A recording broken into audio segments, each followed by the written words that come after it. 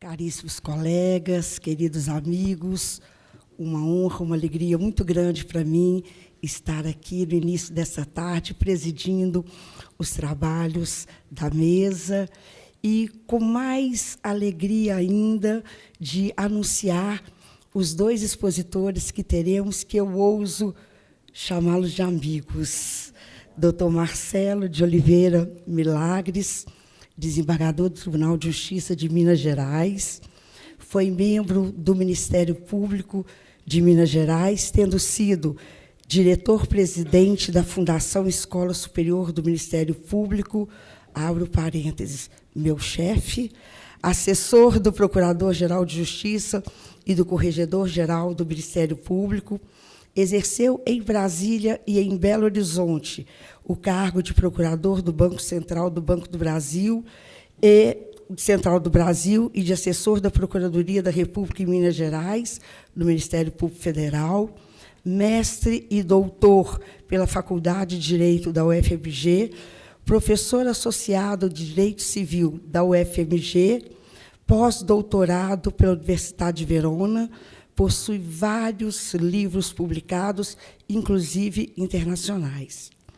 Desembargadora Ana Paula Caixeta, graduada em Direito pela Universidade Federal de Minas Gerais em 1985. Ingressou no Poder Judiciário Mineiro mediante aprovação em concurso de provas e títulos em 1990. Promovida a desembargadora do Tribunal de Justiça com atuação na 4ª Câmara Civil, tendo exercido a presidência desta Câmara de 9 de janeiro de 2017 a 21 de janeiro de 2019. Designada superintendente da Coordenadoria da Mulher em Situação de Violência Doméstica e Familiar, no período de 10 de julho de 2020 a 30 de junho de 2022. Empossada como terceira vice-presidente do Tribunal de Justiça de Minas Gerais para o biênio 2022-2024, iniciando o exercício em 1º de julho de 2022. Com essas breves apresentações com respeito aos nossos expositores, eu passo de imediato a palavra ao Dr. Marcelo de Oliveira Milagres, que vai nos engrandecer com o seguinte tema: formação e aplicação de padrões decisórios nas cortes de apelo.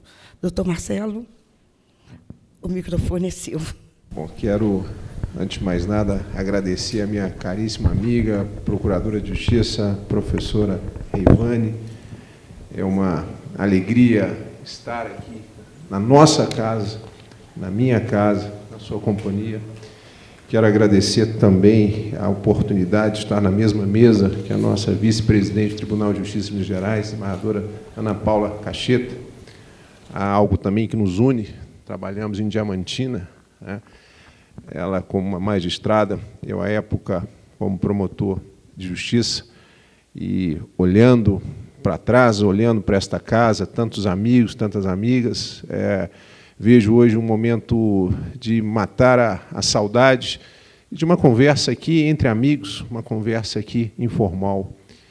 O ministro Holmes, foi ministro da Suprema Corte Americana, dizia que o direito não é só lógica, o direito é experiência, e aqui, evidentemente, tenho um privilégio de falar primeiro que a nossa vice-presidente Ana Paula Caixeta, porque ela, com toda certeza, pela sua experiência, pela sua estrada, vai corrigir os muitos erros que estou já cometendo no Tribunal de Justiça de Minas Gerais, mas sempre com o espírito de buscar acertar.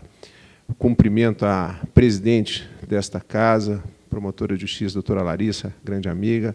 Cumprimento a nossa diretora, coordenadora do CEAF, procuradora de justiça, doutora Hélida, quem cumprimento todas as promotoras, procuradoras presentes, advogadas, estagiárias. Cumprimento também meu amigo, doutor Pablo, coordenador pedagógico do CEAF, a pessoa do qual também cumprimento todos os procuradores de justiça, promotores de justiça, todos advogados, estagiários, acadêmicos, enfim, profissionais do direito. E é uma alegria falar aqui nesse congresso estadual no Ministério Público, um tema extremamente rico, né, das teses institucionais à formação dos precedentes. E aí me veio o que trazer de novo. Acho que, de novo, muito pouco, mas algumas reflexões, né? Algumas palavras aí do estrangeirismo, trazida aí pela jurisprudência, trazida aí pela doutrina, né? Stare decisis, né? O inglês aí ruim, distinguish, né? Overruling, né? Overruling antecipado, né? The rule of law, law of precedents, né? Ratio decidendi, né? Opter dictum, né? Predicable element, quer dizer, nós estamos aí num sistema anglo-saxônico, né? Num sistema da common law, ou, como vai dizer aquela imagem maravilhosa lá de Paris, do Rodin, né? Do pensador, ou ainda estamos aí no âmbito do civil law. Tá? Nós temos aí estamos copiando modelos estrangeiros ou nós temos o nosso modelo próprio? E olhando aí para o Ministério de Minas Gerais, olhando para essa capacidade, para esse vigor, olhando também para o Tribunal de Justiça de Minas Gerais, eu percebo que nós temos um modelo próprio. Né? Nós temos um sistema próprio, tanto na formação e principalmente na aplicação dos precedentes. E aí, claro, eu gostaria aqui, desse nosso bate-papo, focar, e eu organizei essa fala singela, em 3 grandes pontos. Né? Primeiro, alguns aspectos gerais, alguns conceitos que são importantes. O conceito não vale por si só. Né? O Iergue tinha um sonho de que o mundo perfeito era o mundo dos conceitos, que não se precisava aplicar os conceitos. Era o mundo da perfeição. E nós temos que lidar com a aplicação dos conceitos. Né? E é uma grande dificuldade. Né? Vivenciando essa nova experiência de vida, eu vejo o grande desafio, né, de aplicar ali a regra, né, de aplicar ali o princípio dentro de um sistema próprio, dentro de uma cultura própria. Claro que, diante de tudo isso, nós estamos atrás de alguns aspectos importantes. Né? A nossa formação é uma formação, né, romano-germânica, né? E não se preocupem, né, que essa primeira parte, um pouco mais conceitual, vai ser breve, chegarei em aspectos mais práticos. Né? E nessa formação românico-germânica, né, nossa casa aí faz mais de 130 anos, a nossa querida Faculdade de Direito da UFMG, nós sabemos que o grande primado, a fonte primária, é a lei. Não há dúvida quanto a isso. Né? Só que essa lei ela é formada de cláusulas gerais, conceitos jurídicos indeterminados, né, cláusulas que foram construídas e são construídas intencionalmente com uma vagueza semântica, até para permitir uma permeabilidade, até para permitir uma atualização pelo intérprete. Né? E nós, dia a dia, interpretamos e aplicamos esta lei a partir de contextos. É o texto e o contexto. Né? E o Ministério Público tem um papel importantíssimo nesta interpretação, porque ele traz para o julgador o contexto. Né? O primeiro olhar do julgador é olhar para o texto, é olhar para a regra. E aí nós temos essa perspectiva, né, de ir além daquele corpus iuris civilis, aquela coisa antiga, de pensar os padrões decisórios também como fonte do direito. E vejam, senhores e senhoras, que aqui eu estou utilizando um gênero, padrões decisórios. Né? Porque padrões decisórios eles vão alcançar tanto jurisprudência, precedentes. Né? Muito se fala súmula. Súmula é aquilo que o grande ministro Victor Nunes Leal dizia quando ele assumiu uma cadeira do Supremo Tribunal Federal. Eu sou aqui novato, eu preciso saber quais são os padrões decisórios. E não se falava naquela época com tanta ênfase aqui no sistema brasileiro de súmula. Então, ele precisava organizar. Veja, não tinha tecnologia. Né? ChatGPT nem pensar. Né? Não tinha internet. E ele tinha lá o seu caderninho em que ele ia anotando, né, alguns padrões de decisão. E aí começou, na nossa cultura, aquela perspectiva de súmula. Né? Uma organização, os gaveteiros. Né?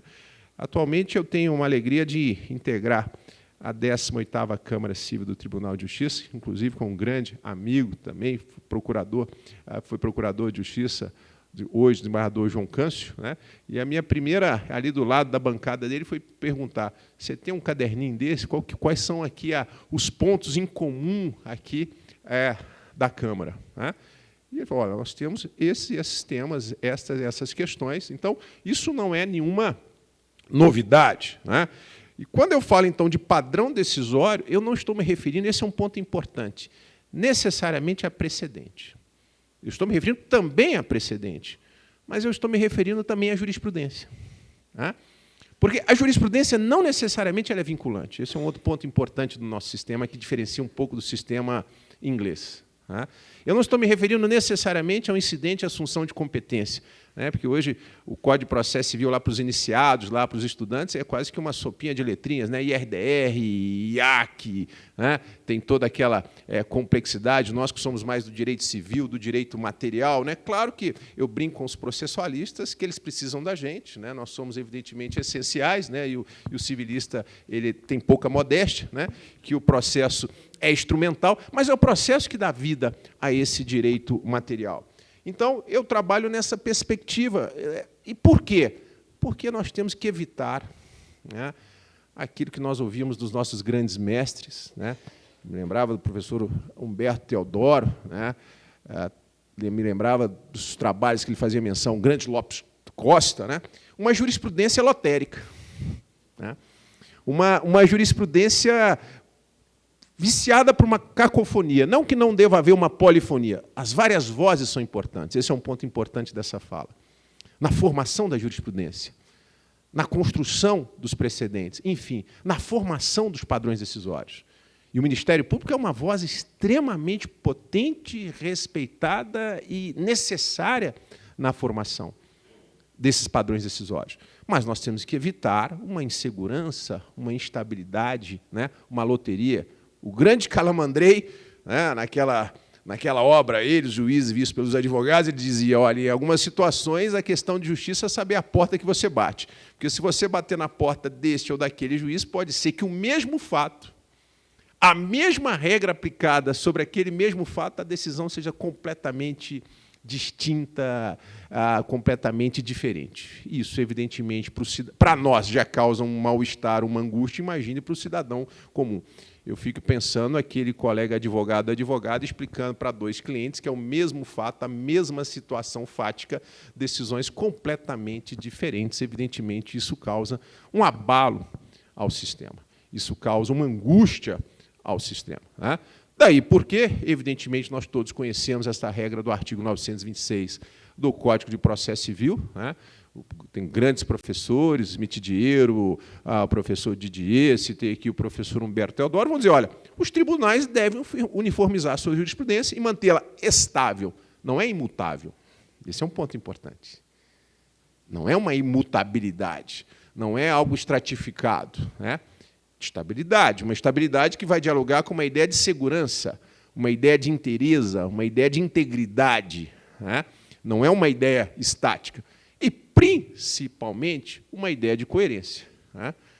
Venho aprendendo, né? E outro dia um advogado veio me abordar, e abordando corretamente, mas o senhor mudou de entendimento? Não, eu evoluí. Estou ouvindo aqui os colegas, eu não mudei, eu só evoluí, né? Mantenham a coerência, não somos estáticos.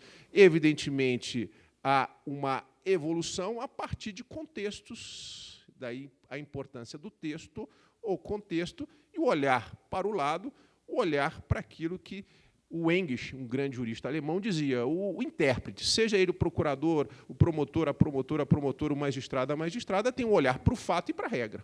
E esse olhar é um olhar dinâmico, né? Não é só o olhar para a regra estática, é o olhar também para o fato. E o fato, ele é dinâmico, né? E aí esse parágrafo primeiro me chama muita atenção, né? Na forma estabelecida e segundo os pressupostos fixados no regimento interno, nós vamos fazer menção ao regimento interno do Tribunal de Justiça de Minas Gerais, numa questão mais prática, desembargadora Ana Paula Cacheta, nossa vice-presidente. É preciso que a formação dos precedentes tenha estabilidade e tenha segurança. Editarão enunciados de súmula. Aqui é interessante, né? Porque muitas vezes nós cometemos uma elipse. A súmula 385 do STJ. Não é a súmula 385 do STJ. O STJ só tem uma súmula. Tem um conjunto, né, de enunciados, um conjunto de verbetes, né? E o Código de Processo Civil foi correto. Enunciados ou verbetes de súmula. Aquilo que o grande Victor Nunes Leal colocava. A súmula, a reunião, a organização é uma só. É preciso ter um método. Tá? Agora, eu tenho vários assuntos, eu tenho vários verbetes, eu tenho vários enunciados. E, para mim, esse parágrafo segundo é um grande desafio. Ao editar enunciados de súmula ou verbetes, né, os tribunais devem ater-se às circunstâncias fáticas. Este é um papel importante do Ministério Público. Por que eu estou fazendo menção ao Ministério Público? Né? Faz parte da minha vida. Reconheço e reconhecemos a sua importância constitucional, social nas nossas vidas. É uma parte extremamente importante, atuando também como fiscal da ordem jurídica. A sua participação, por exemplo, no RDR, vou fazer menção a alguns RDRs aqui do Tribunal de Justiça. Né? Não quero destacar muito o IAC, porque tem a sua relevância, mas o RDR tem tido uma aplicação muito grande. Circunstâncias fáticas. Né? Muitos têm dito, as críticas são bem-vindas.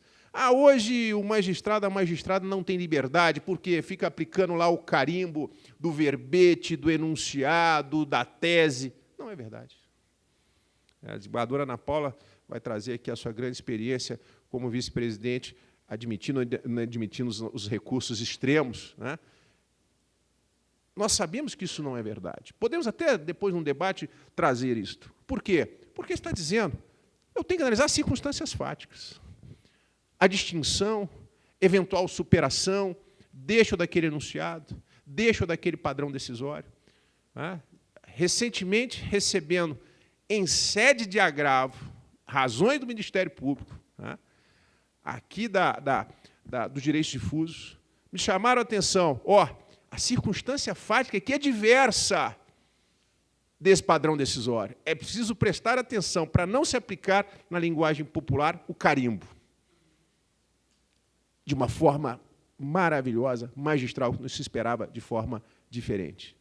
E mudamos a decisão em razão desse chamado do Ministério Público.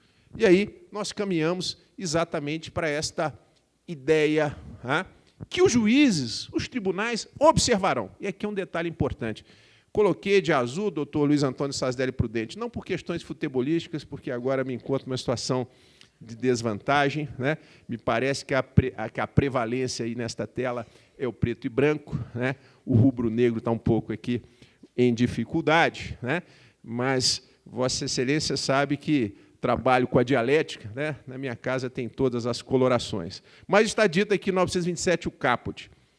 Os juízes e tribunais observarão. Não é uma possibilidade, não é uma faculdade, é um comando. Só que a doutrina vem dizer, olha, nós temos padrões decisórios cogentes, determinantes, e parece até um aparente paradoxo, né? Se é padrão, ele deve ser seguido se o suporte fático se ajustar àquela moldura para a turma aí do direito penal, do direito tributário, aquela ideia de tipo, moldura, tipicidade, por aí vai. Mas nós temos também padrões decisórios que não são obrigatórios. Mas não é padrão? Que não seriam cogentes, que não seriam vinculantes, ou na linguagem dos processualistas. Evidentemente que as três primeiras hipóteses, nós estamos diante de precedentes vinculantes. Né? Ninguém vai discutir, evidentemente, decisões do Supremo Tribunal Federal no controle de constitucionalidade. Os enunciados, e vejam, de súmula vinculantes, enunciados vinculantes da súmula do Supremo Tribunal Federal. Ou os acordos, e aqui que nos interessa, né? Porque o tema desta mesa, a formação e a aplicação de precedentes pelas cortes de apelo. Por que não se colocou só Tribunal de Justiça? Tribunal de Justiça, Tribunal Regional Eleitoral, Tribunal Regional do Trabalho, Tribunal Regional Federal. Né? E agora Minas Gerais tem esse grande privilégio de ter representações, inclusive o Tribunal Regional Federal da 6ª Região. E aí está em azul. Os enunciados das súmulas do Supremo Tribunal Federal em matéria constitucional, evidentemente, e do STJ em matéria infraconstitucional. Os tribunais observarão. Mas, espera aí, aqui não tem caráter vinculante. Deve observar? Deve observar. E aí a dificuldade da fundamentação. Eu tenho um enunciado do STJ. Eu vou fazer menção, por exemplo, aqui o 84. Ontem um caso que nós tivemos lá discutindo. Enunciado 84 da súmula do STJ. Vamos observar? Mas está dizendo que nós devemos observar? Sim, mas se a situação fática não se ajustar à moldura, eu posso não aplicá-lo. E eu posso entender, principalmente, que esse padrão decisório ele foi formado anteriormente à vigência do Código de Processo Civil, ou ele foi formado à luz de uma legislação que hoje, de alguma forma, ela sofreu flutuação, modificação, alteração. Interessante que no inciso 3º reconhece uma força enorme ao IRDR. Reconhece uma força enorme de Dona Paula Cacheta, ao IAC. Né? E o Tribunal de Justiça de Minas Gerais, né, tem tido um trabalho maravilhoso, profícuo, na formação de padrão decisório por intermédio do IRDR. Agora, o mérito não é do tribunal, o mérito é daqueles que colaboram na formação desses padrões decisórios. Mais uma vez, a importância aqui das partes e também do Ministério Público. Né? E aí, para evitar essa jurisprudência lotérica e essa cacofonia, né, nós temos que ter um olhar muito cuidadoso para o 489, parágrafo 1º do Código de Processo Civil. Os padrões devem ser observados. E se eu não observar, eu estou diante de uma irregularidade, eu estou diante de um problema, mas pode haver uma razão pela qual, naquele caso concreto, aquele padrão decisório não seja aplicado. E aí, qual que é a grande dificuldade hoje? A fundamentação. E o que eu tenho observado? As partes, e aí incluo também aqui o Ministério Público, cada vez mais bem, as partes preparadas, exigindo ali dos magistrados o exercício de um dever, porque aqui não é uma faculdade, é um dever da fundamentação, da devida e a correta fundamentação. Não se pode simplesmente invocar um precedente, um padrão, se invocar ali um determinado princípio, uma determinada regra, e não demonstrar, e vejam, a lei colocou o verbo demonstração, o aspecto analítico, o raciocínio analítico, tá? Da aplicabilidade ou não. Muita gente se diz, agora o magistrado não tem liberdade porque é o carimbo. Não, não é o carimbo. É preciso analisar os fatos. Você está numa Câmara de Direito Privado, muitos contratos bancários, é massificado. É preciso analisar contrato a contrato. Há as suas peculiaridades. E nós vamos ver, eu vou trazer o aspecto prático na segunda parte aqui da nossa conversa. É preciso analisar o contexto. Eu tenho o texto da norma, a norma a partir da regra, mas eu preciso analisar o contexto. Claro que, para se deixar de aplicar enunciado de súmula, vejam que o Código de Processo Civil foi muito técnico, não é de aplicar a súmula, é enunciado de súmula, o verbete de súmula, jurisprudência, porque eu tenho jurisprudência que não é vinculante. O que é jurisprudência? É o dizer o direito com a prudência. É o dizer o direito com a prudência a partir de determinados casos. Jurisprudência não necessariamente se confunde com precedente. Eu vou trazer aqui uma distinção entre jurisprudência e precedente. E é muito comum nós colocarmos na mesma categoria jurisprudência e precedente. É que nós estamos falando lá na Comissão de Reforma do Código Civil, né? Para nós, em Minas Gerais, tudo é o mesmo trem. Não há distinção entre bem, coisa, jurisprudência e precedente, tudo é categoria do trem. Não. Há uma distinção. É preciso ter cuidado com isso. E, principalmente, os senhores e as senhoras procuradores e procuradoras de justiça que lidam com os recursos especiais. Está aqui o grande procurador Giovanni Mansur, recurso especial, recurso extraordinário. É preciso ter esse cuidado, como tem aqui a Procuradoria de Direitos Difusos. Né? É preciso analisar o suporte fático, até para entender quanto ao superamento, quanto à distinção, ou quanto um overruling, talvez antecipado, na questão dos precedentes. E aí eu trago um exemplo, uma situação agora prática. Né? Súmula do Superior Tribunal de Justiça.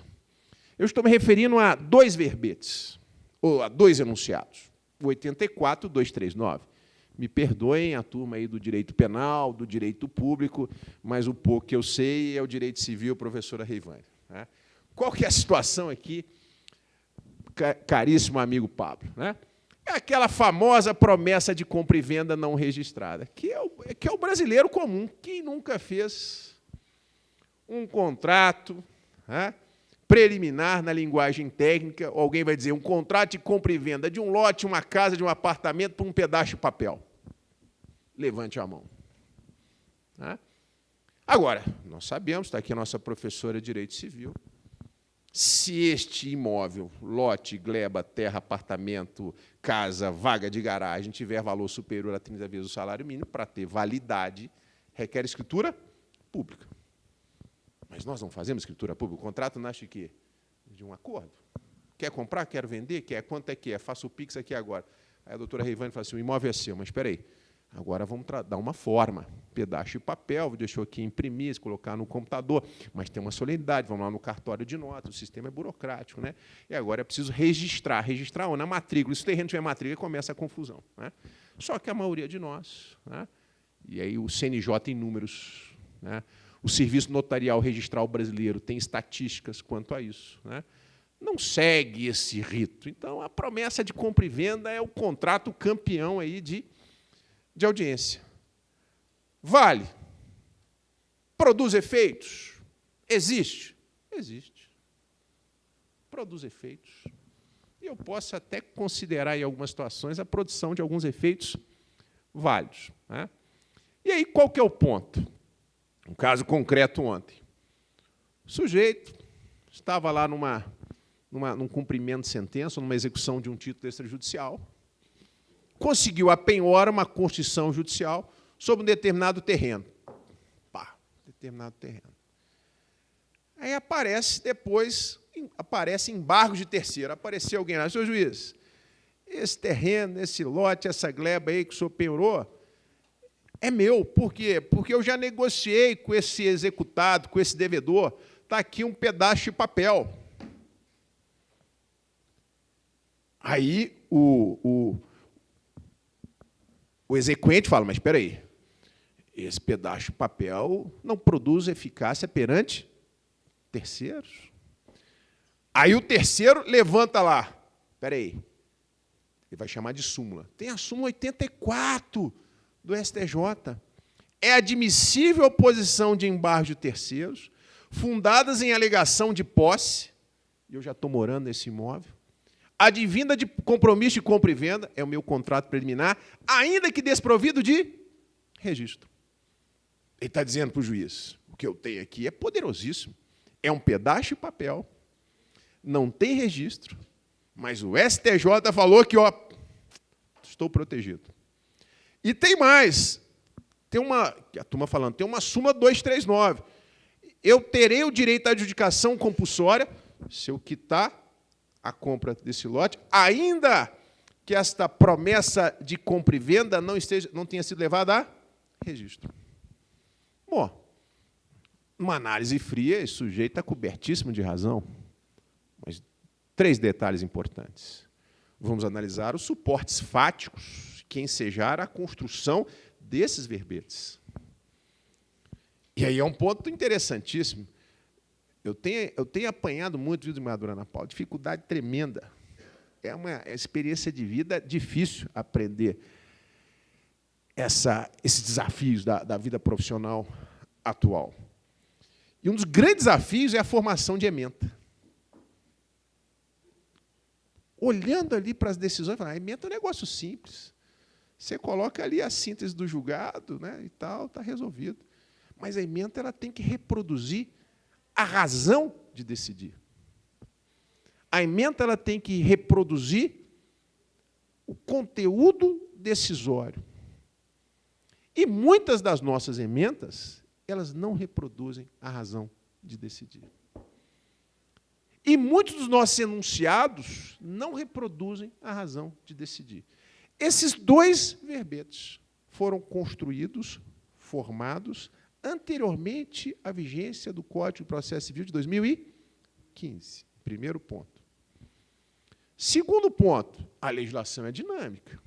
A legislação não é estática, assim como o suporte fático também não é estático. E lendo o inteiro teor das decisões que orientaram a formação desses 2 verbetes, qual foi a preocupação dos ministros do STJ? Ok, a promessa de compra e venda não é um mero nada, é um contrato. Esse contrato produz efeitos. Só que nós aprendemos no banco das escolas, os contratos têm o efeito da relatividade, produz efeito entre as partes. Ele pode até ser oponível perante terceiros, desde que esse terceiro, de alguma forma, saiba da existência desse contrato, a questão da boa-fé. Ou que nós tenhamos uma oponibilidade, uma publicidade registral.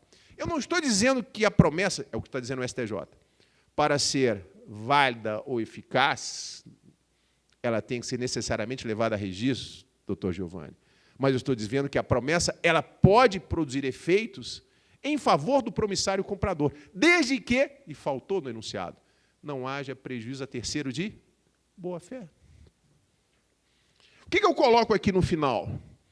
É preciso que nós dialoguemos os enunciados, os padrões decisórios, com a lei. A vinculatividade da lei. O que eu disse no início? Nós estamos no sistema do civil law, mas não naquela formação romano-germânica, corpo iuris civilia. Não. Nós temos também os padrões decisórios como fonte normativa. Mas é preciso um diálogo. Nós tivemos uma lei em 2015, evidentemente superveniente à edição desses verbetes, que fala da fé pública registral. Em síntese, tudo que está na matrícula é oponível perante terceiros. Se o terceiro olhou para a matrícula e não viu nada, eu vou presumir a boa-fé desse sujeito. O sujeito virou lá para o juiz, penhora esse terreno, porque esse terreno é do executado. Tem certeza? Tem, está aqui a matrícula atualizada. Penhorou. Aí depois me vem um terceiro dizendo, embargo de terceiro, porque tem uma promessa que é anterior. Sim, ok, mas essa promessa ela não foi levada a registro. Alguém vai dizer, vamos aplicar os enunciados? Vamos aplicar o verbete 84? Sim, eu posso aplicar, mas ele não traduz toda a razão de decidir, desde que não haja prejuízo a terceiros de boa-fé, mesmo porque o sistema brasileiro agora trata da fé pública registral. E aí eu vou concordar com o grande professor, desembargador do Tribunal de Justiça do Rio de Janeiro, Alexandre Freitas Câmara. Tá? Vou ler aqui, porque eu com 6 graus de miopia, olhando ali, parece teste de exame oftalmológico. Né? Ele vai dizer, é preciso ter cuidado, vamos distinguir precedente de jurisprudência, embora, aquilo que eu falei no início, nós estamos nos referindo a padrões decisórios. Quando se fala de precedente, faz referência a uma só decisão, relativa a um caso particular, maravilhoso. E quando se trata de jurisprudência, se faz alusão a uma pluralidade bastante ampla de decisões relativas a vários e diferentes casos concretos. Perfeito. Jurisprudência tem esse caráter, a gente aprende de continuidade, de sequência, né? Juris, dizer o direito, dizer a prudência, naqueles diversos casos. Mas a diferença não é só quantitativa, há também uma diferença qualitativa. O precedente fornece uma norma universalizável que pode ser aplicada como critério de decisão em casos sucessivos. Por quê? Porque pode. Porque eu tenho que fazer esse juízo de distinção, o juízo de adequação, o diálogo com a legislação, em função da identidade ou da analogia entre os fatos do primeiro caso e os fatos do segundo caso. Quem diz que magistrado e magistrada no sistema de hoje só trabalha com carimbo está equivocado, com todo respeito. É preciso ter uma análise adequada dos fatos. Né? E o Ministério Público me ensinou muito dessa ideia de tipo, tipicidade e adequação, um juízo de adequação. Enquanto na jurisprudência não se emprega a análise comparativa dos fatos, ao menos na maior parte dos casos, mas se identifica uma norma que é apresentada como enunciado de caráter genérico. Padrão decisório, jurisprudência e precedente. Os senhores e as senhoras, neste maravilhoso Congresso Estadual do Ministério Público, a proposta é das teses aos precedentes. Mas eu poderia dizer, me permitam a ousadia, das teses a padrões decisórios, para alcançar também jurisprudência. Claro que o grande tema hoje são os precedentes. E, nessa perspectiva da formação de padrões decisórios, já caminho aqui para o final, porque eu não quero ser responsabilizado pela perda da chance para ouvir de quem realmente tem experiência, né, como magistrado. Aqui o meu olhar é um olhar míope ainda diante de uma realidade que se descortina na minha visão. Nós vamos falar de RDR e do IAC. Tá? 2 grandes mecanismos de formação de padrão decisório no âmbito das cortes de apelo. E aí aquilo que todos nós já sabemos, a formação de precedentes não meramente persuasivos, mas determinantes, mas vinculantes, tanto que no mecanismo da reclamação, a menção expressa tanto ao RDR quanto ao IAC. Né? E aqui, a doutora Maria Carolina Beraldo, uma grande processualista, sabe que lá no IAC eu tenho demandas, né, não seriais, ou aquilo que o Didier chama de demandas heteromórficas, né, um nome bonito aí que os processualistas dão. Já no RDR, como a própria natureza objeto, as demandas repetitivas. Né? Esse é um aspecto aqui importante. Em Minas Gerais, como é que anda o Tribunal de Justiça do Estado de Minas Gerais? Eu obtive ontem esses números. Em termos de RDR, suscitados 347, um número significativo. Né? Imaginemos um Código de 2015, um mecanismo recente, né? É um instrumento que vem sendo bem utilizado. Por que digo bem? 91 admitidos, é um percentual considerável. Né? Já 70 julgados. Não é fácil julgar o IRDR. Por quê? Porque no julgamento, aquela formação de um contraditório, né, substancial, plural, oitiva de diversos agentes, né, notadamente, destaque, mais uma vez, ao Ministério Público. Em termos do IAC, um número muito menor. Né? Não tem sido um instrumento utilizado, né? Mesmo porque o IRDR, aí tem uma outra discussão também com o recurso especial extraordinário no formato repetitivo, tem resolvido aqui alguns problemas. 31 suscitados, admitidos e julgados somente 5 no âmbito do Ministério Público do Estado de Minas Gerais. E há uma enciclopédia de precedentes na página do Tribunal de Justiça, a gente consegue esses dados aí com muita facilidade. E aí um aspecto importante, já caminhando para a última parte. Né? O Código de Processo Civil remete para o poder regulamentar das cortes de apelo. Então, é preciso olhar para o regimento interno. No sistema aqui de Minas Gerais, o artigo 35 vai dizer: compete às seções cíveis processar e julgar. Tá? Então, são as sessões cíveis. Eu estou tratando aqui, me permitam, grande procurador Antônio Sérgio Rocha de Paula, trabalhar aqui no direito privado. Né? O incidente de assunção de competência, o incidente de resolução de demandas repetitivas, e as sessões cíveis compete deliberar sobre a inclusão de enunciados na súmula. Tecnicamente perfeito. Enunciado na súmula. A súmula é uma só. É o armário. Né? E eu tenho vários verbetes, eu tenho vários enunciados. E aí o aspecto importante é dizer o óbvio, mas tem um significado, bem como a sua alteração e o cancelamento. Não estamos diante de algo que seja estático. Volto para a minha preocupação inicial. Tá? Não há aqui um aspecto estratificado. E aí um aspecto também importante do regimento interno. 368B, parágrafo 7º. Está aparecendo já o Código Penal, o Código Civil atual. Né? B, C, D, Z. Né? Precisamos, né, ressistematizar, né? Porque, evidentemente, a vida não está condicionada ao código. O código tem que olhar para a vida. E, como a vida é dinâmica, os regulamentos, os regimentos vão ficando, de alguma forma, desatualizados. E uma forma, para que não se mude a estrutura, vai se fazendo essa técnica aí legislativa. O relator, ao suscitar o incidente, suspenderá o andamento do recurso ou do processo de competência ordinária. Aquela preocupação da segurança. Eu não sei o que vai dar na formação da tese. Dependendo da formação da tese, eu tenho um julgamento e aqueles mecanismos também do CPC, porque eu posso ter uma suspensão até em nível nacional. Né? É um aspecto aqui importante, até com remissão ao artigo 978, parágrafo único do CPC, que é uma técnica perfeita. Agora, qual que é a crítica que nós podemos fazer? Uma crítica como todos nós, como destinatários do Serviço Público de Justiça. É preciso que, de alguma forma, o julgamento, a formação do padrão decisório seja rápida. Esse é um grande problema. Né? O que me fez sair da engenharia elétrica para o direito foi essa relação da nossa vida com o tempo.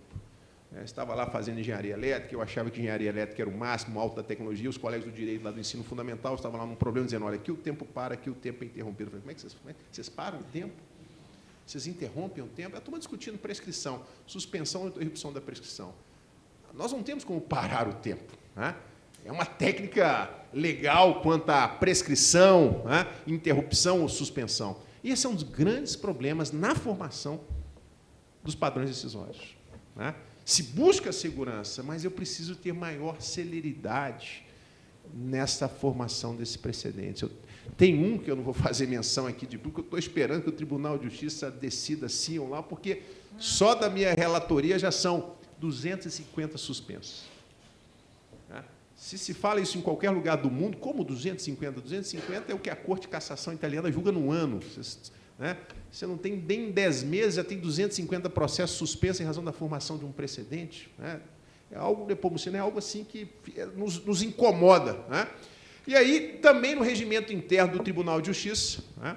Julgado o incidente, a tese jurídica será aplicada. Veja, a tese. Nós estamos falando de formação de tese.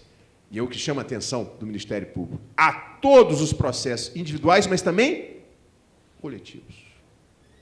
Olha a amplitude. E se faz menção também, que eu vou trazer aqui uma questão de consumo, aquelas demandas, né, concurso no juizado especial, no caso aqui, civil.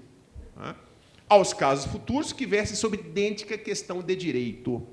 Eu vou dizer idêntica questão de direito, desde que o suporte fático permita, evidentemente, esta adequação.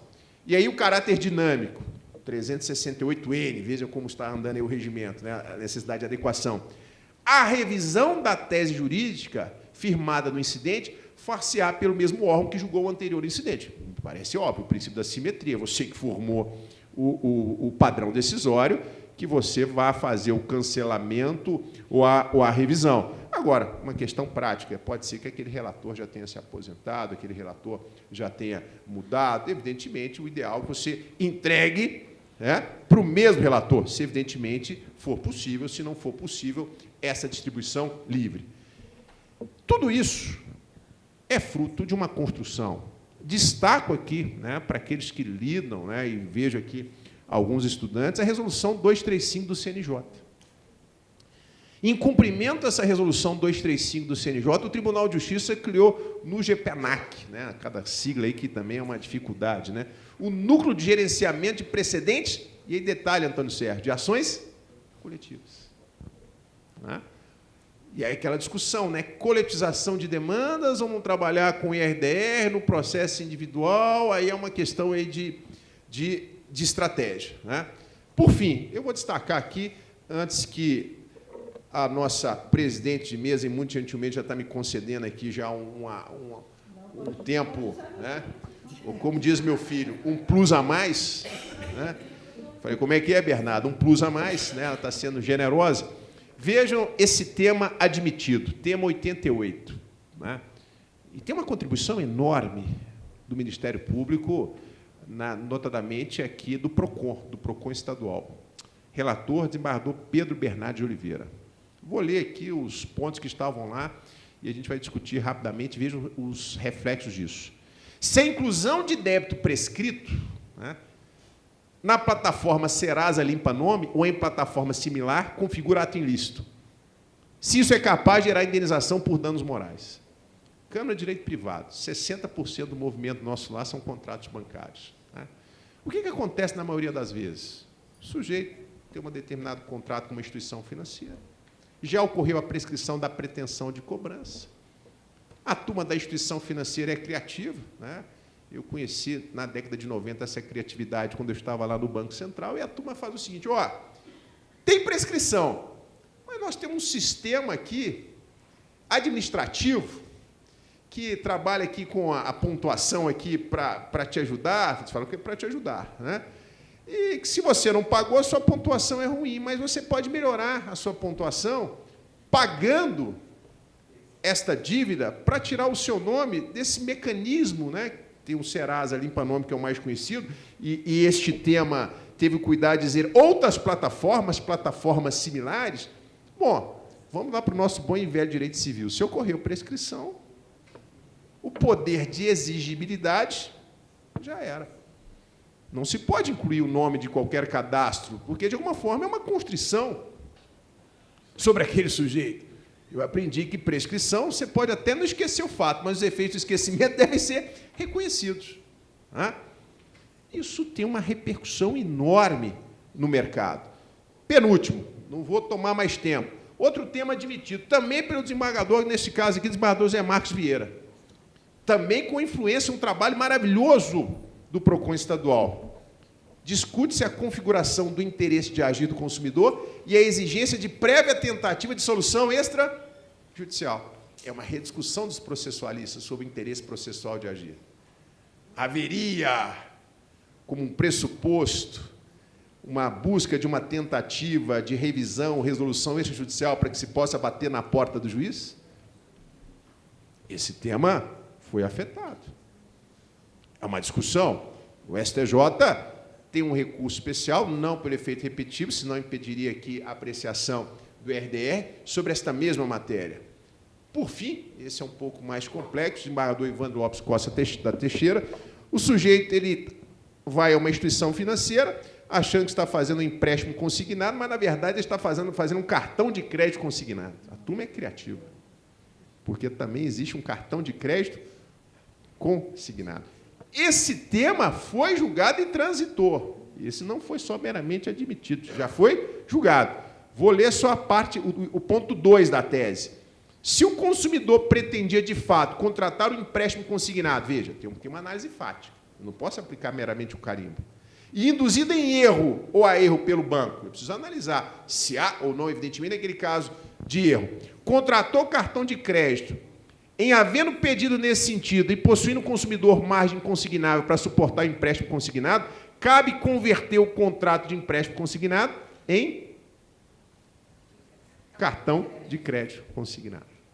Aí alguém vai dizer, isso aqui é uma aplicação automática, basta aplicar aqui o tema 73 e todos os problemas estarão resolvidos. Não. Eu tenho várias condicionantes aqui que o desembargador Evandro traz. É preciso analisar o suporte fático, né? Bom, quero agradecer, não vou trazer aqui, já recebi 2 cartões vermelhos.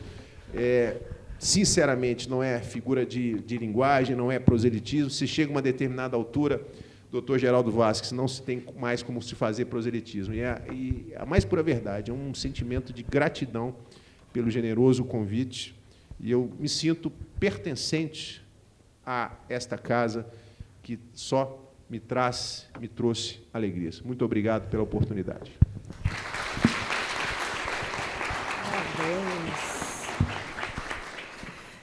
Meu querido amigo, foi com muito pesar e extremo constrangimento que eu tive que, discretamente, passar o cartão tempo esgotado, porque eu ficaria umas boas horas a mais para constatar que nada é tão ruim que não possa piorar. E eu que achava que não sabia nada, acabei de descobrir que eu não sei nada mesmo. Prometo que nunca mais eu vou usar a expressão precedente jurisprudencial. Eu consegui fazer o pior, né? E como que ninguém me falou? Que todo verbete está contido numa súmula, porque a súmula contém o verbete. Tá. Ok, nunca mais, valeu para a vida. Né? Muito obrigada pela brilhante fala, não foi nenhuma surpresa para nenhum de nós, sabíamos o que adivinha de Vossa Excelência.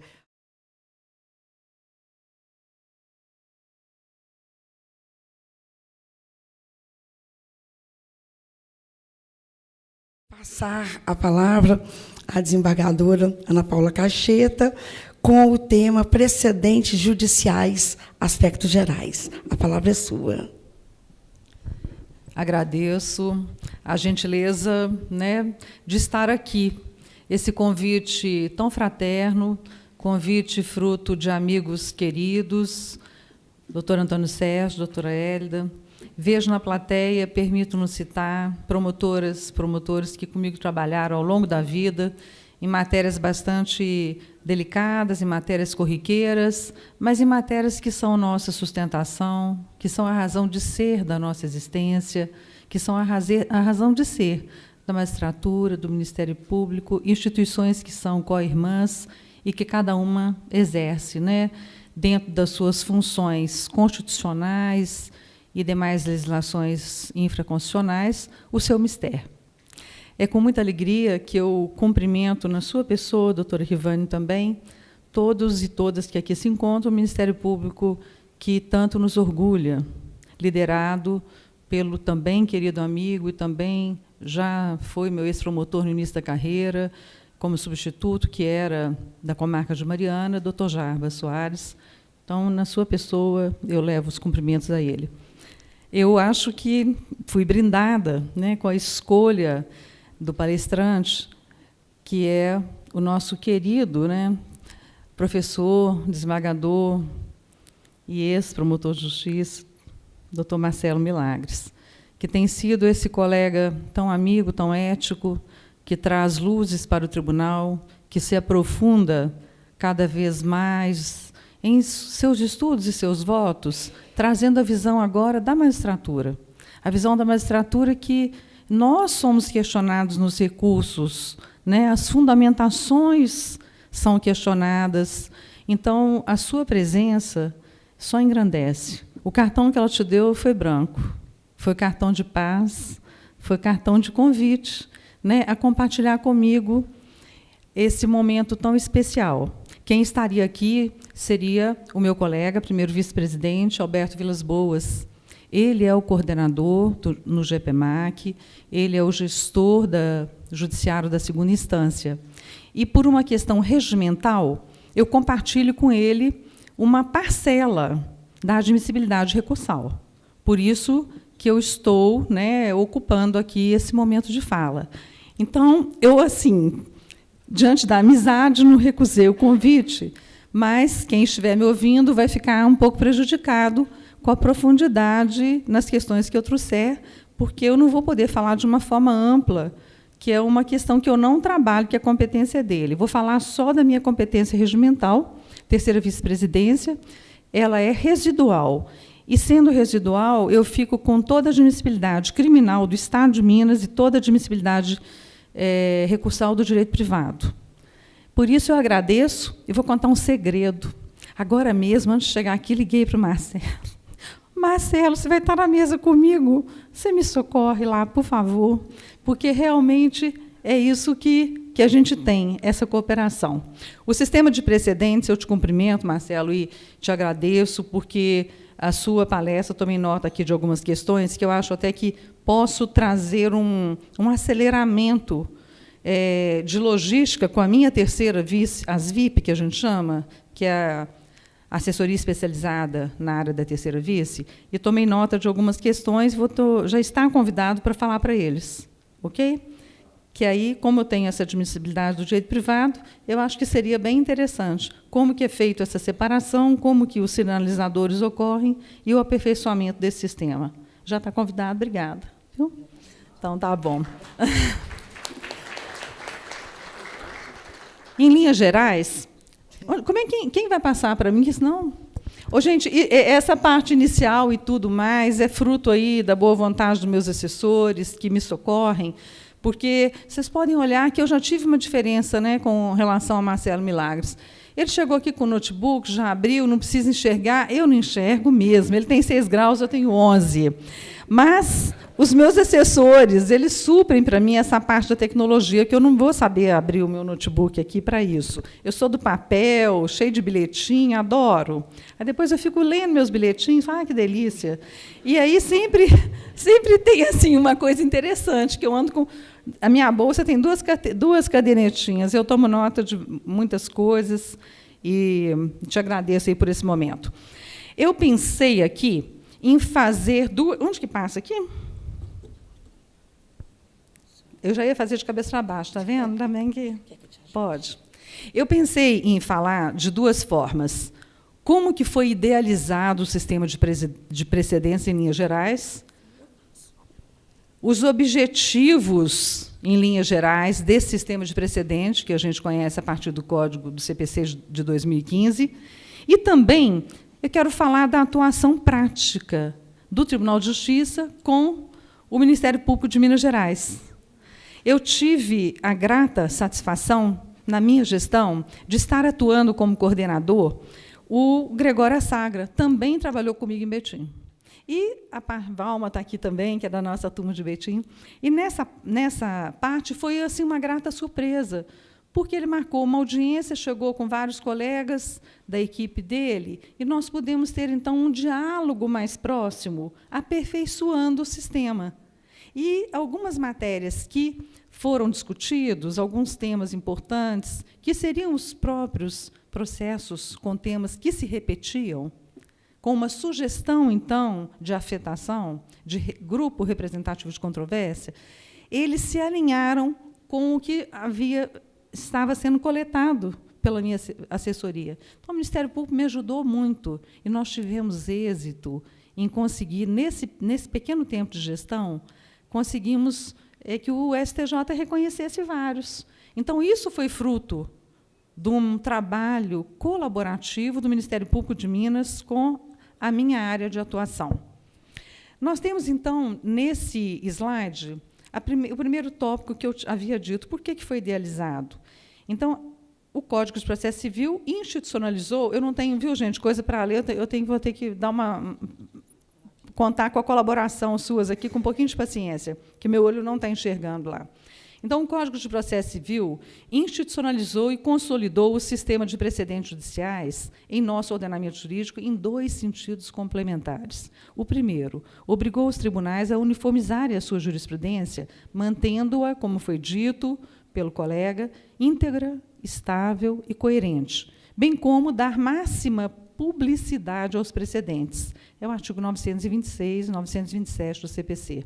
No segundo ponto, ele estipulou o dever de fundamentação judicial com identificação dos fundamentos determinantes e demonstração de ajustamento do caso, de distinção ou superação do entendimento, como já foi também explanado pelo desembargador Marcelo. No segundo momento, mudou para mim?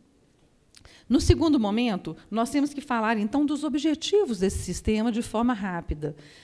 A promoção de valores fundamentais por meio do sistema de precedentes judiciais. Quais foram? Celeridade com a efetivação da garantia de duração razoável do processo. Infelizmente, a gente não consegue esse item com tanta rapidez, mas tudo que é novo demora para ser assimilado no meio jurídico. E há uma resistência muito grande dos advogados nos sinalizarem, dos advogados aceitarem, dos julgadores também aceitarem, porque querem decidir diferente, sem fazer a distinção, a superação. Né? Tem colegas nossos que não aceitam. Não, eu não aceito, eu penso assim, mas ele não faz o trajeto correto para que permita ao STJ a mudança daquele precedente. Nós temos também, então, a questão da segurança jurídica, promovendo a previsibilidade e a uniformidade das decisões, porque nós somos questionados. Meu vizinho ganhou, o outro não ganhou, pega um dano à água, pega uma falta, né, de energia elétrica, pega coisas comuns de consumidor que acontece com todos. Então, nós temos que buscar essa segurança jurídica para respeito ao próprio sistema, credibilidade do próprio Poder Judiciário e da atuação também das instituições. Nós temos que buscar a proteção da confiança, estabelecendo padrões de conduta aos jurisdicionados. Nós temos também que buscar o favorecimento de acordos, apontando situações de vantagem e desvantagem, permitindo soluções negociadas, que é uma questão que nós temos visto, que quando existe uma previsibilidade, um diálogo interinstitucional, é possível a gente chegar numa solução de autocomposição. Todo o sistema de autocomposição está afeto à terceira vice-presidência pelo regimento interno do tribunal, no 1º e 2º grau. A gente tenta fazer um trabalho, mas é muito grande, né, gente? 298 comarcas, 853 municípios, é um universo. E a gente não consegue atuar em todas as áreas, como nós gostaríamos. Agora eu vou falar um pouquinho sobre a atuação institucional na formação dos precedentes, que é a parte prática que o desembargador Marcelo se referiu. O Poder Judiciário e o Ministério Público, eles possuem um papel relevante, relevantíssimo até, na identificação e na seleção das questões jurídicas que irão formar os precedentes judiciais. Juízes e juízas, promotores e promotoras, conhecendo a realidade da litigância, podem auxiliar os tribunais superiores a identificarem com maior rapidez e imediatidade as questões jurídicas repetitivas e com alta repercussão social. Foi o que nós conseguimos neste diálogo com o MP. Através desse diálogo, que continua agora com o doutor André Ubaldino, já tivemos também uma reunião a respeito, a gente pretende não perder esse trabalho construído, porque o Ministério Público ele começa a fazer recurso, ele começa a atuar de uma forma repetitiva. Então, ele pode nos sinalizar qual dos processos ou quais dos processos em que a fundamentação atende os requisitos, para a formação de um precedente. E, nesse sentido, facilita o trabalho da assessoria. Eu tenho hoje, gente, uma média de despacho e decisão de 3.000 por mês, nessa parte de admissibilidade recursal. Então, assim, o universo é muito grande. E, às vezes, quando a gente trabalha com uma promotoria ou uma procuradoria especializada, o trabalho é muito mais fácil para poder sinalizar aonde que está a repetitividade. Essa atuação institucional ocorre, então, por meio da afetação de grupos representativos de controvérsia, cooperando com a Corte Superior na seleção dos recursos, já em segunda instância, porque é o nosso papel, é como consta do CPC, como consta do regimento interno, tanto do STJ como do STF também. A atuação do Ministério Público, como instituição permanente, essencial, função jurisdicional do Estado, incumbindo-lhe a defesa da ordem jurídica, do regime democrático e dos interesses sociais individuais indisponíveis, é de suma importância. Deve atuar, então, de modo, como tem atuado, a cooperar com o aprimoramento da ordem jurídica, destacando questões jurídicas relevantes, juridicamente relevantes, e recursos que possam servir de paradigmas para a criação das teses jurídicas. A expertise técnica e o compromisso com o interesse público tornam a contribuição do Ministério Público fundamental na representação de argumentos e defesa de posições que visem não apenas a solução do caso em questão, mas também a promoção da justiça e equidade na sociedade como um todo. Quanto à identificação e afetação de grupos representativos da controvérsia, o que está acontecendo? O CPC ele possibilita que os próprios tribunais de justiça, mas, como foi dito também pelo desembargador Marcelo, os tribunais regionais federais e o TRT selecionem o recurso como representativo de controvérsia constitucional ou infraconstitucional. Nesse sentido, a legislação processual prevê, no artigo 1036, parágrafo 1º, que o presidente ou vice-presidente do Tribunal de Justiça ou do Tribunal Regional Federal selecionará 2 ou mais recursos representativos da controvérsia, que serão encaminhados ao Supremo Tribunal Federal ou ao Superior Tribunal de Justiça, para fins de afetação, determinando a suspensão do trâmite de todos os processos pendentes, individuais ou coletivos, que tramitem no Estado, na região, conforme o caso. Além disso, constatando a presença da repetitividade, poderá também requisitar aos presidentes, aos vice-presidentes dos tribunais, a remessa de um recurso representativo de controvérsia. Então, nós temos um fluxo dos tribunais estaduais para os tribunais superiores e também do Tribunal Superior, afetando os processos que tramitam nos tribunais superiores. Eu estou falando um pouquinho rápido, porque eu quero chegar aqui na contribuição do Ministério Público de Minas, que foi muito bacana. O desembargador Marcelo falou de um item importante, um incidente repetitivo, das demandas repetitivas. Ele pode ter amplitude nacional, como está acontecendo agora com a afetação da questão do artigo 334 do CPC, que é da conciliação, se é obrigatória a conciliação ou não.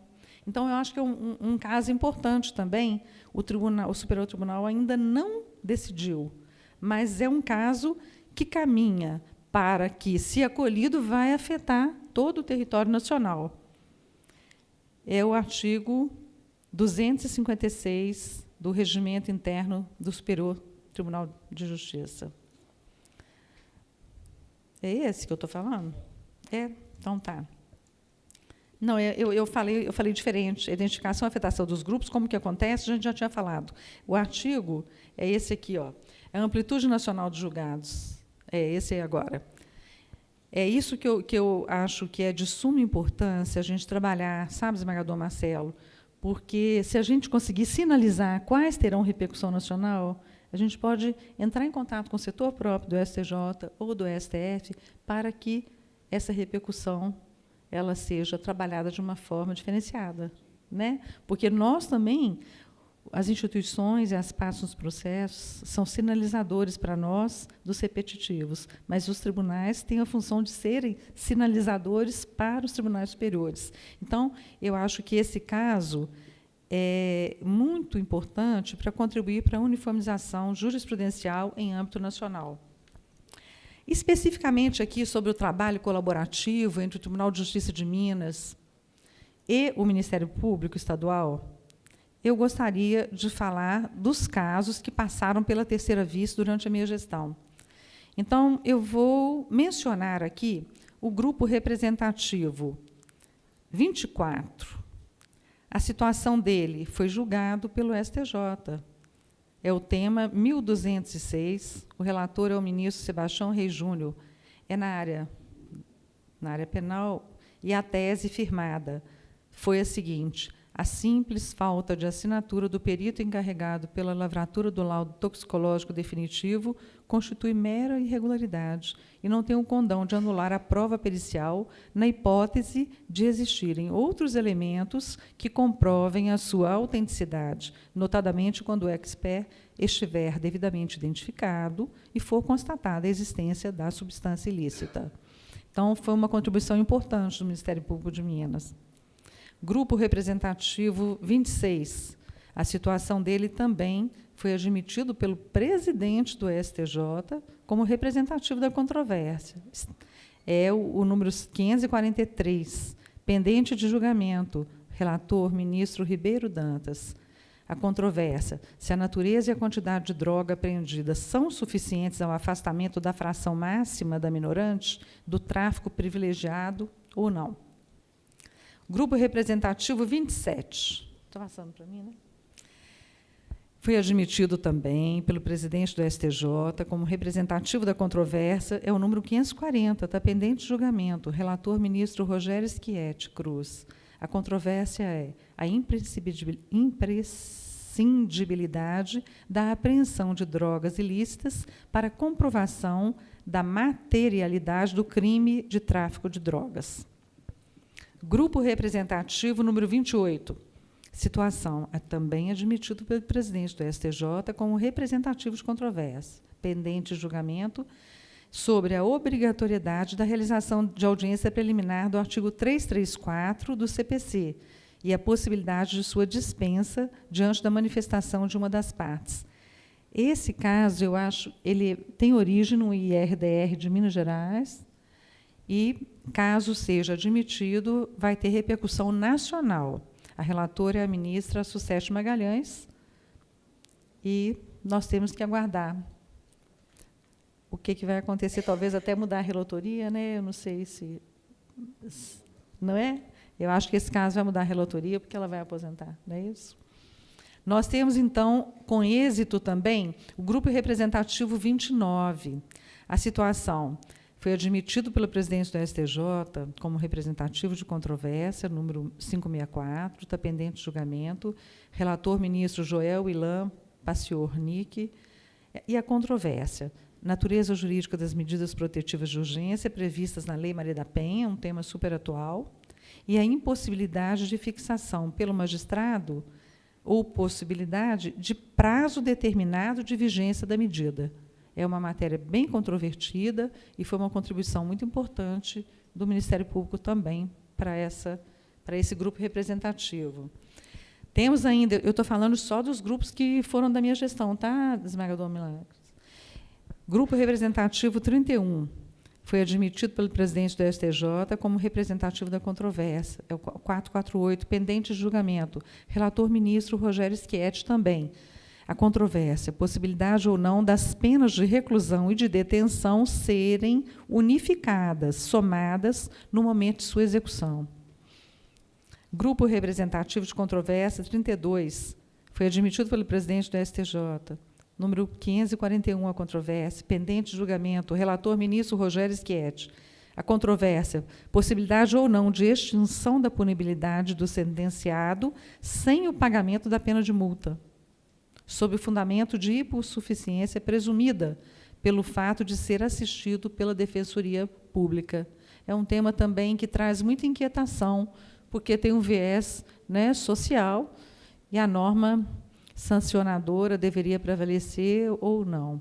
É uma questão que está sendo aguardada também pela comunidade jurídica aqui de Minas, com certa ansiedade, para que a gente possa dar destino aos processos.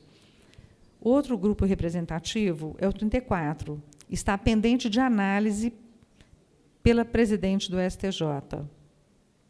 porque ela faz a análise e ela distribui. Se admitido, vai para um relator diferenciado, né?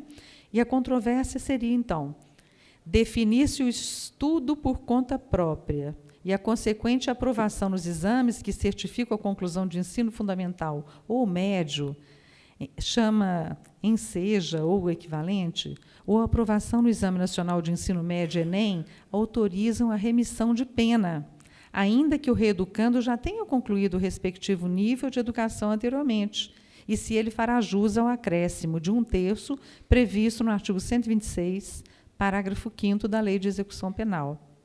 Definir também, para os fins de tese a ser firmada, acerca da ou da prescindibilidade de juntada do histórico escolar completo ou documentação equivalente e a quem incumbe o ônus da prova.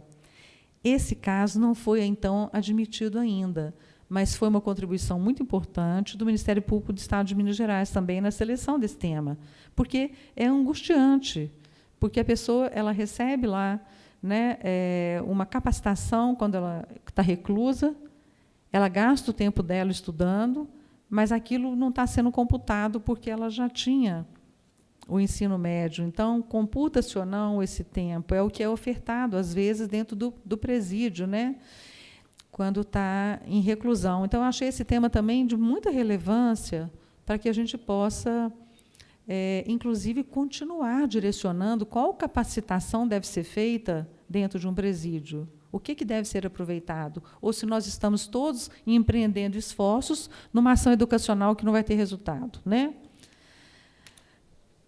Bom, no caso, era, de forma muito objetiva, muito prática, quais os representativos que foram resultantes dessa parceria durante a minha gestão.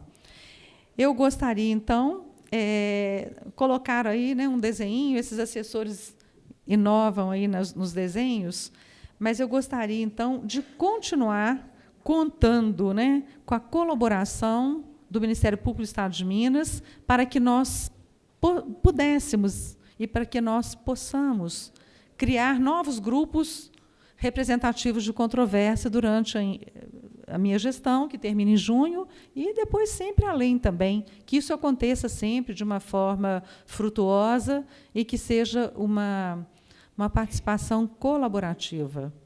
No mais, eu quero agradecer, quero me desculpar aí por não conseguir aí trazer luzes aí que o desembargador Marcelo nos brindou, né, com essa questão teórica.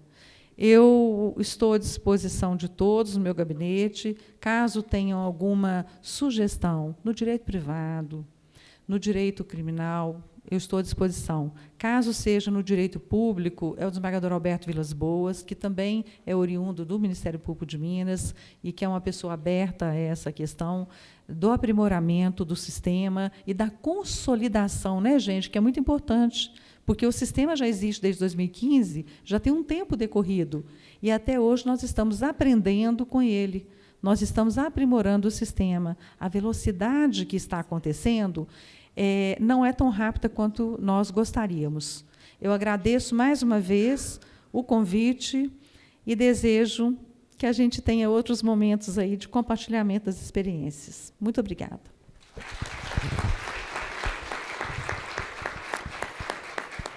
Como já dizia Guimarães Rosa, é junto dos bons que a gente fica melhor, né? Com certeza, desembargadora, juntos seremos muito melhores, né? Saiba que nós, do Ministério Público, estamos empenhados em consolidar essa aliança que sempre existiu, tudo em nome da sociedade. Muito obrigada pela sua fala, pela sua colocação de forma tão prática, tão objetiva, extremamente didática e desenhada, para não ficar nenhuma dúvida, né? Muito obrigada de coração. A nossa instituição agradece imensamente o seu carinho, o seu companheirismo e a sua dedicação. Muito obrigada. Muito obrigado, doutora Reivane. Nossos agradecimentos também aos painelistas, a desembargadora Ana Paula Caixeta e o desembargador Marcelo de Oliveira Milagres. Muitíssimo obrigado.